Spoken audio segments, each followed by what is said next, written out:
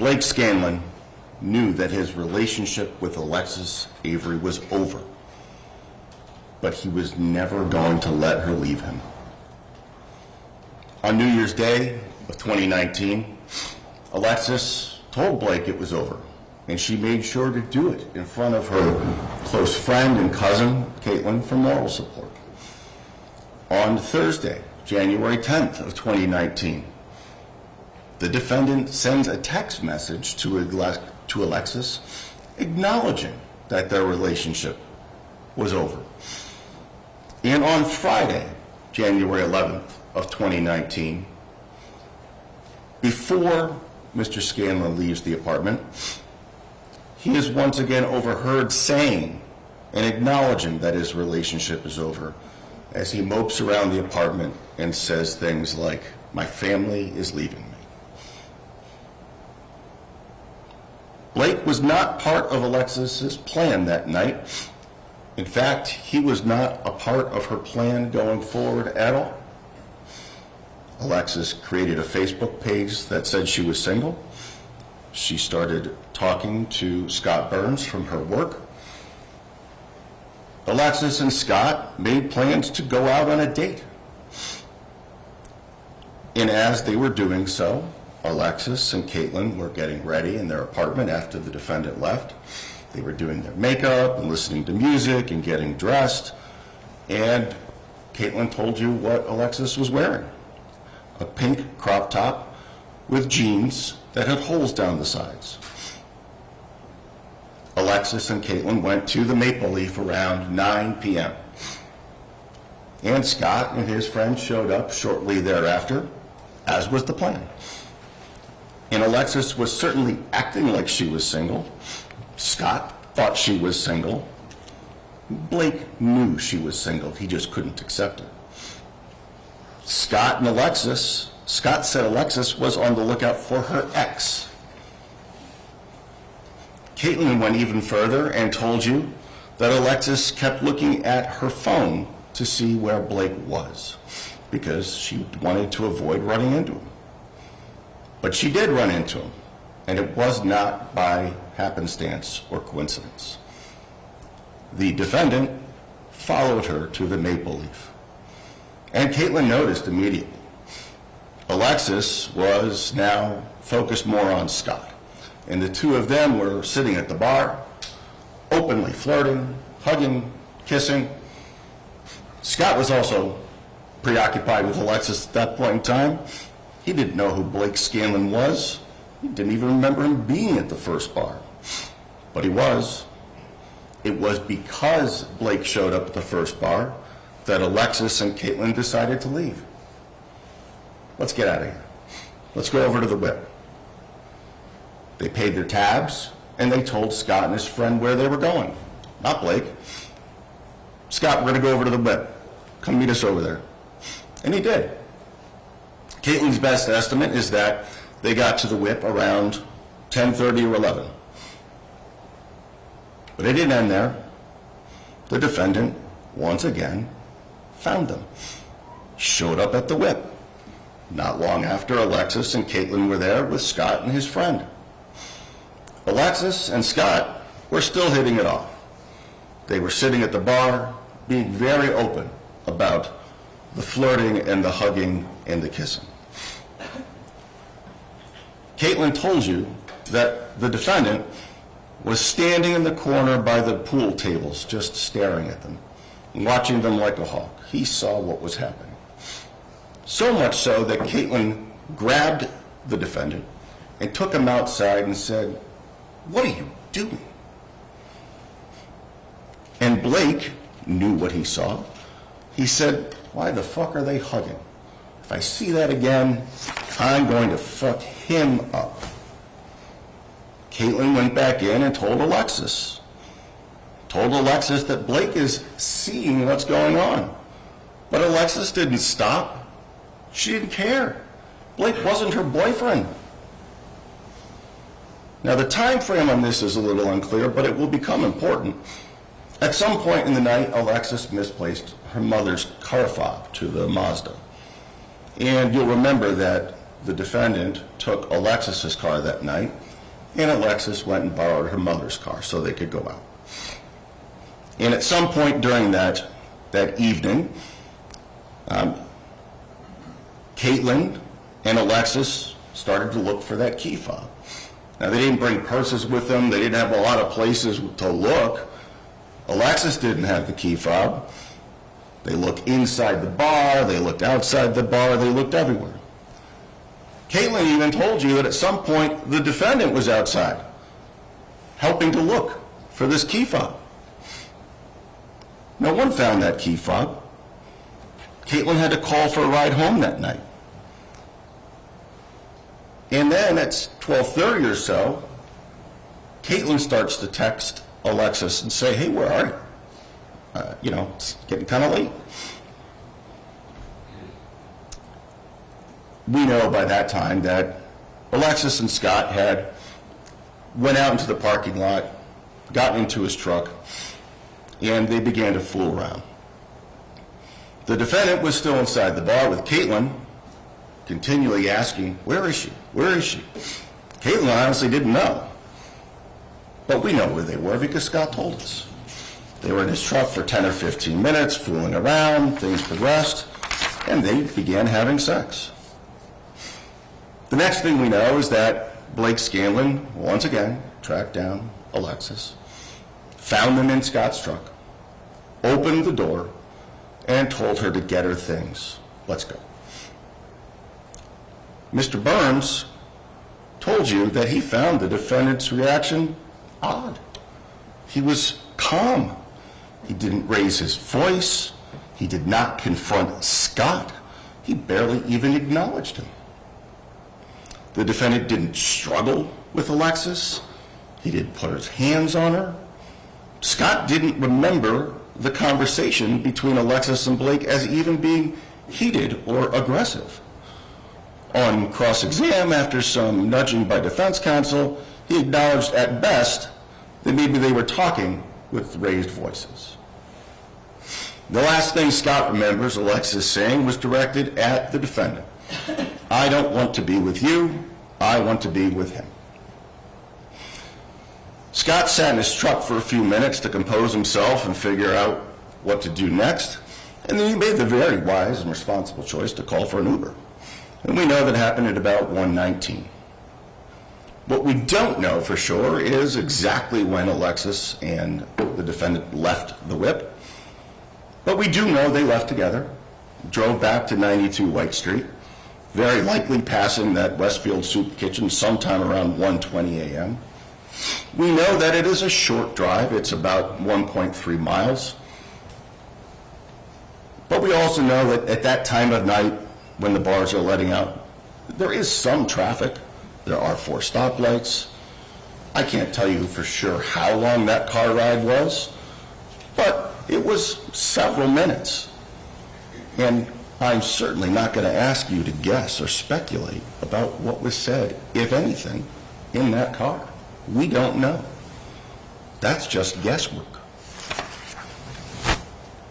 I can't tell you exactly when they got back to the apartment on White Street, but I'm going to suggest some things to you that I believe will help you in deciding what the defendant did that night.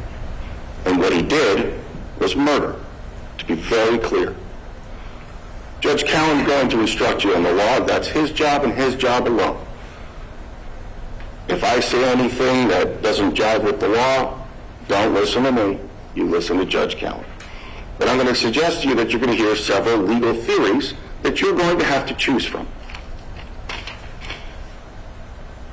First-degree murder will be explained to you by Judge Cowan.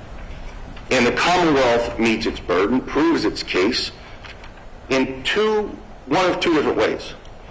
First-degree murder can either be premeditated murder, which will be explained to you, or it can be extremely cruel and atrocious.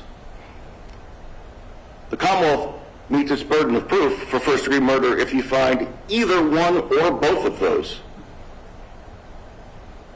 And listen to Judge Cowan as well when he instructs you about proof beyond a reasonable doubt. It does not mean proof beyond all doubt.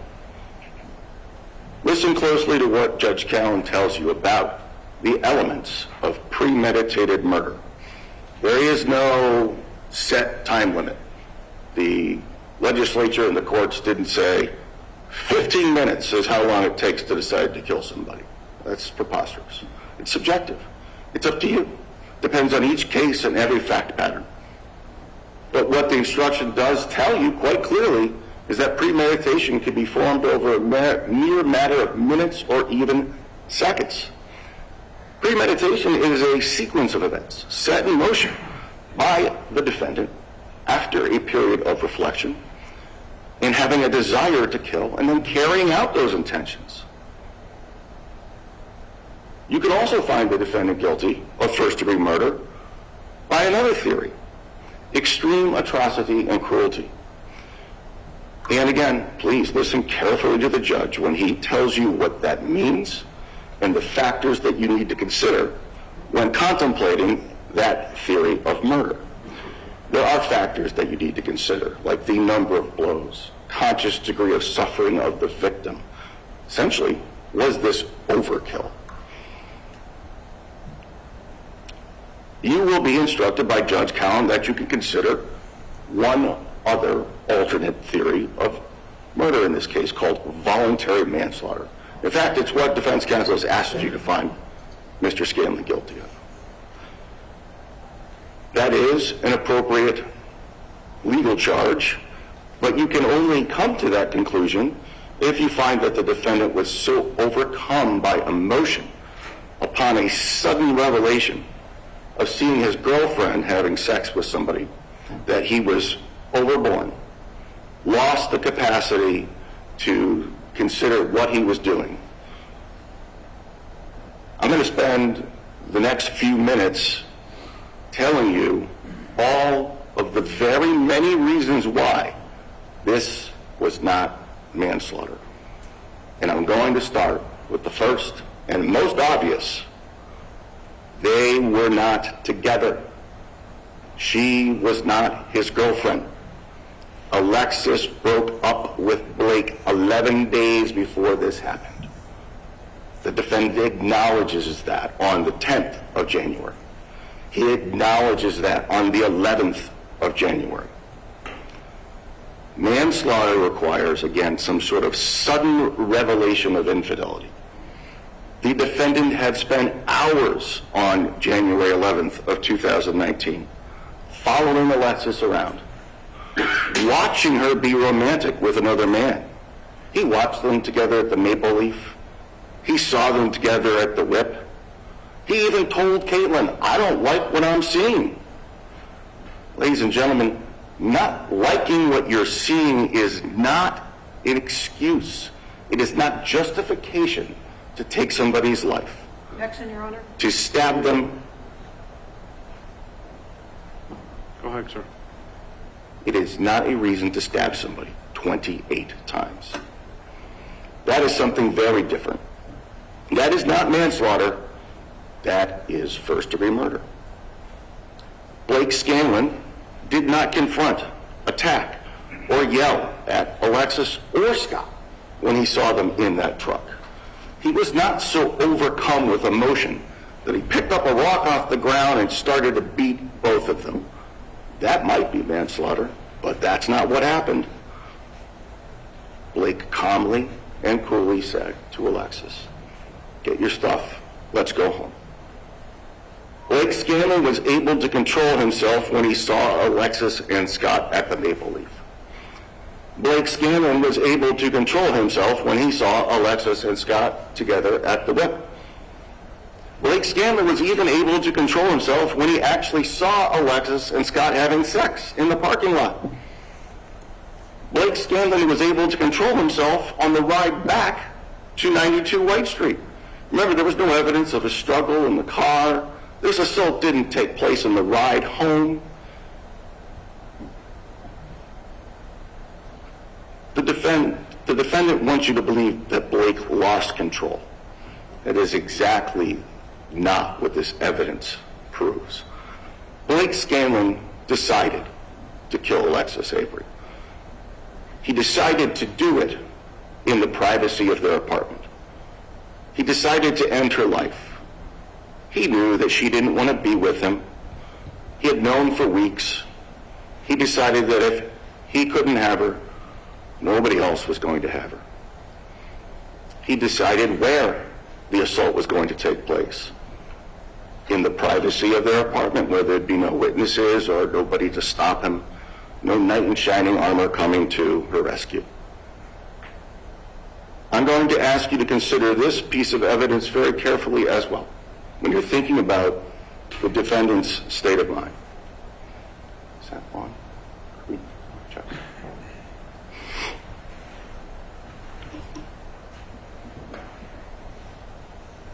Thank you. Remember the missing Mazda key fob. Those keys might have seemed like an insignificant detail to you when you heard testimony about them, but those keys tell their own very compelling story. The keys to Alexis's ride home went missing at the whip. We all know that. Alexis and Caitlin spent a significant amount of time looking for those keys, scouring for those keys. The defendant even joined in the search for those keys. Those keys weren't missing. Those keys were found at 92 White Street. This is Exhibit 35. Those are the Mazda keys that Jessica told you were hers, that she lent to Alexis that night to take her car. They're located in the kitchen, right above Alexis's dead body on the kitchen floor. How'd those keys get there? Alexis didn't bring them there. She didn't have them. Guess who did? The only other person that went back to White Street that night, Blake Scanlon. He had those keys the whole time when he was looking for them. He was going to make sure she went back to White Street with him that night because he took her keys.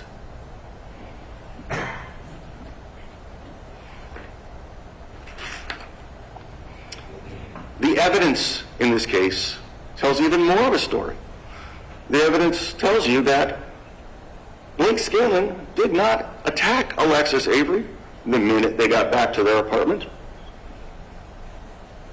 Remember what Alexis was wearing when she went out with Scott on her date? A pink top, jeans with holes in them down the sides. This is Exhibit 18. That is Alexis Avery, dead in the kitchen, wearing leggings, no holes. Alexis did what many of us do when we get home from going out that night. She changed into her comfy pants, put on some fuzzy socks. Blake Scanlon waited for her to change. Then he went into the kitchen and got a knife. The mere act of going and getting a weapon is a choice. And then we know what happened next. He stabbed her 28 times. He stabbed her over and over and over again. Each stab, each thrust of that blade was a choice. It was a calculated, cold-blooded choice. Objection, Your Honor. To end her life. And Alexis fought for her life. We know that from the evidence as well. She had numerous, deep, penetrating defensive wounds on her hands, forearms. She had the defendant's DNA embedded in her fingernails as she desperately tried to defend herself, but she couldn't. He just kept stabbing her. He stabbed her in the jugular. He stabbed her in the stomach. He stabbed her in the chin. He slashed her mouth. He stabbed her in the back. Ladies and gentlemen, that is not manslaughter. That is only one thing.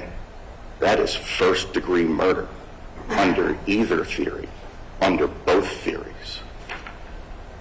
waiting to commit a crime, choosing where to commit the crime, and then carrying through with that crime is premeditated.